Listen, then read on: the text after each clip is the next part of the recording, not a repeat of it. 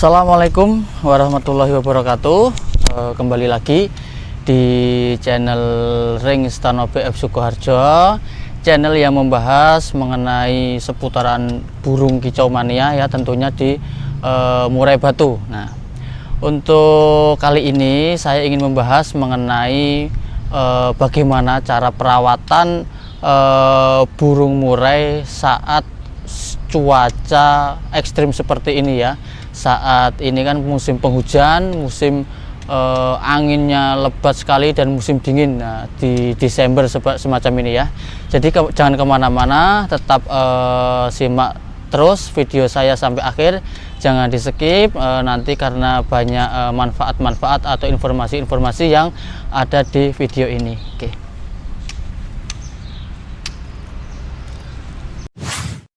Jangan lupa subscribe, like, dan klik tombol lonceng serta komen.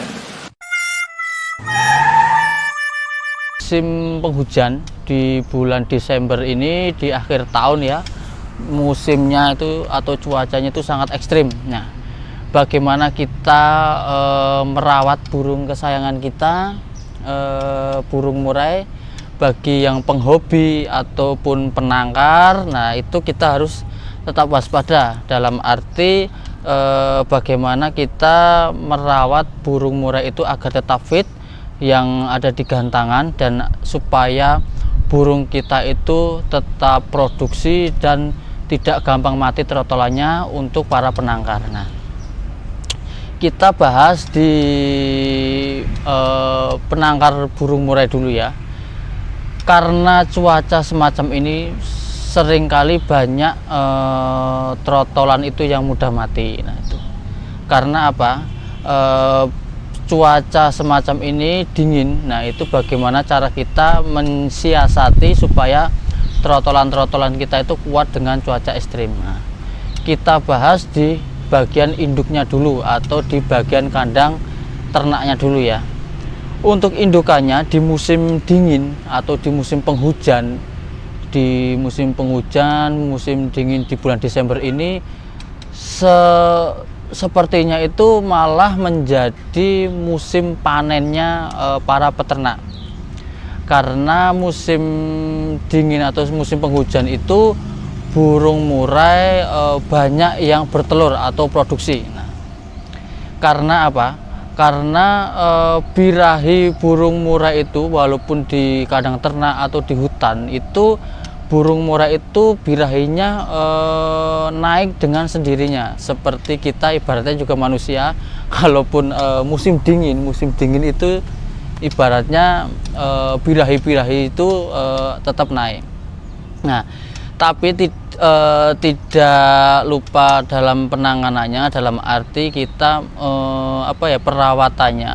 Yang terpenting itu kita penuhi dulu suplemennya. Nah, suplemen apa yang harus diberikan ke burung murai itu bisa kalian cari di di toko-toko burung itu juga banyak, atau menggunakan suplemen herbal yang sudah pernah saya bahas juga di video-video sebelumnya ya. Nah, itu juga sudah pernah saya bahas. Kita berikan suplemen seminggu sekali atau seminggu 2 kali. Nah, itu supaya apa? Supaya burung murai kita tetap fit dan untuk menjaga suhu tubuhnya itu. Nah, saat burung bertelur di musim penghujan ini dan nantinya itu burung itu akan menetas.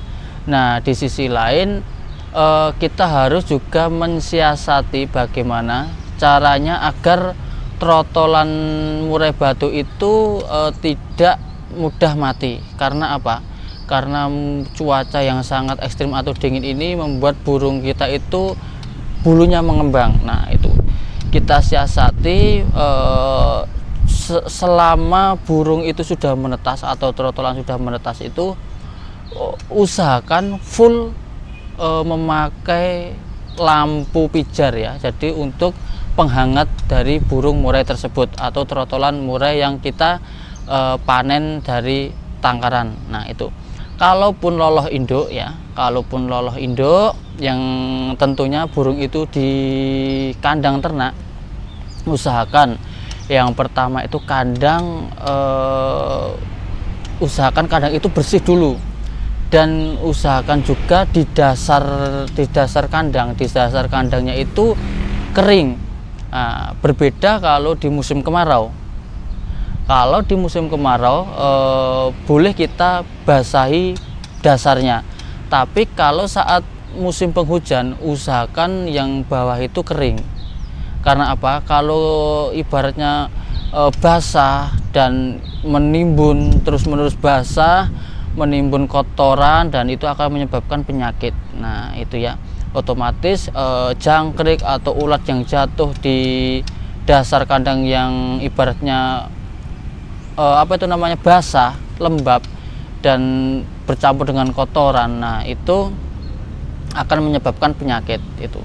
Dan usahakan kebersihannya juga dijaga, seringkali dikasih desinfektan juga ya, itu jangan lupa. Dan cara membuat desinfektan juga sudah saya pernah bahas di video sebelumnya, itu nanti bisa teman-teman buka bagaimana cara penyemprotannya. Nah, untuk musim-musim dingin ini pukul berapa penyemprotannya itu juga harus diketahui itu. Selanjutnya, usahakan kandang ternak itu yang sebelumnya mungkin tidak ada tirainya. Nah, tidak ada tirainya atau kain penutupnya, usahakan diberikan kain penutup supaya hangat. Nah, supaya hangat ya.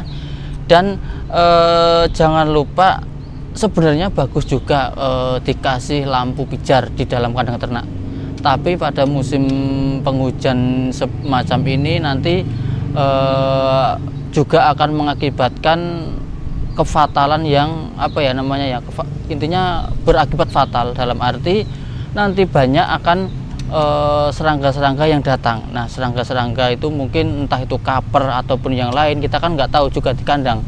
Nah, itu akan bisa dimakan oleh burung murai itu dan akan menyebabkan murai itu sakit. Jadi kalau menurut saya mending menggunakan penutup atau tirai dari kain saja, itu sudah cukup. Nah, itu yang terpenting. Kelembapan juga diatur, jangan terlalu lembab, jangan terlalu basah di dasar kandangnya. Usahakan itu dan rutin dalam kebersihan kandang, kotorannya. Usahakan seminggu atau 2 minggu sekali itu diganti dasarnya. Kalau tempat saya itu kan tanah sama pasir ya. Nah, pada musim saat ini dan kucuran air di tempat saya itu kan dari 11 kandang itu kan muter, dan otomatis kalau kucuran itu airnya itu tak saya kasih atas, air itu mengucur dan mengakibatkan cipratan itu jatuh ke bawah. Jadi bawahnya itu sangat lembab ya, sangat lembab. Tapi dengan semacam itu saya bisa siasati dengan sesering kali kita membersihkan kandang. Kita lihat saja, misalkan kandang kita itu udah kotor, udah banyak tumpukan kotorannya, dan kotoran itu kan misalkan kena tanah yang basah kan semacam itu. Nah, itu kita bisa lihat, itu bisa kita ganti dengan yang pasir baru atau batu-batu kecil yang ada di pasir itu. Nah, semacam itu. Dan usahakan suplemen tadi jangan lupa, EF-nya juga jangan lupa ya. Dengan musim dingin ini burung itu kan sebenarnya kalau di hutan itu juga bisa mengatur suhu tubuhnya sendiri. Dia mau mencari makanan untuk penghangat tubuh itu bagaimana. Tapi kan berbeda kalau di hutan dengan kandang ternak. Jadi kalau kandang ternak kita sebagai penangkar usahakan disediakan yang cukup. Nah, EF-nya yang cukup. Usahakan juga misalkan kemarin waktu musim panas ulat hongkongnya sedikit, diberikan volumenya ditambahkan lagi, misalkan 5 menjadi 10 semacam itu ya. Terus selanjutnya pada trotolan kita itu usahakan saat meloloh, kalau tempat saya itu kan lolohan pakan dari kucing. Nah, saya berikan taburan vitamin dulu, vitamin ayam kalau saya, Vitacik ya namanya. Kalau Vitacik itu saya seduh dulu, terus saya kasihkan for kucing, pakan kucing itu. Nah, otomatis nanti airnya itu akan meresap ke dalam for tersebut dan bisa kita mendedikasikan ke lolohan burung trotolan kita. Nah itu, jadi buat teman-teman tetap waspada, tetap telaten, tetap teliti dalam intinya perawatan dari burung murai kesayangan kita, agar hal-hal yang tidak diinginkan tidak terjadi di kemudian hari semacam itu. Nah, dan untuk yang ini baru pastol sih, dia baru belajar bunyi. Kemarin juga sudah saya videokan hasil-hasil dari ternaan kita.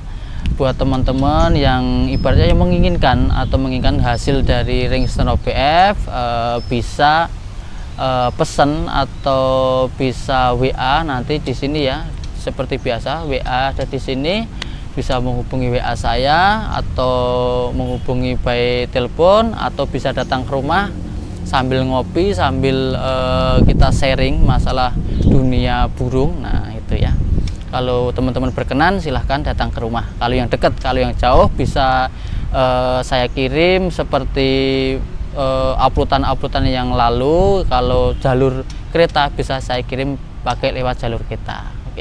Oke, mungkin cukup sekian ya, sedikit sharing mengenai bagaimana penanganan saat cuaca ekstrim semacam ini. Yang terpenting itu tadi EF-nya harus terpenuhi, suplemennya juga harus terpenuhi, protein dan lain-lain tolong dipenuhi, dan kebersihan kandang serta usahakan desinfektannya kandang itu juga diperhatikan gitu ya.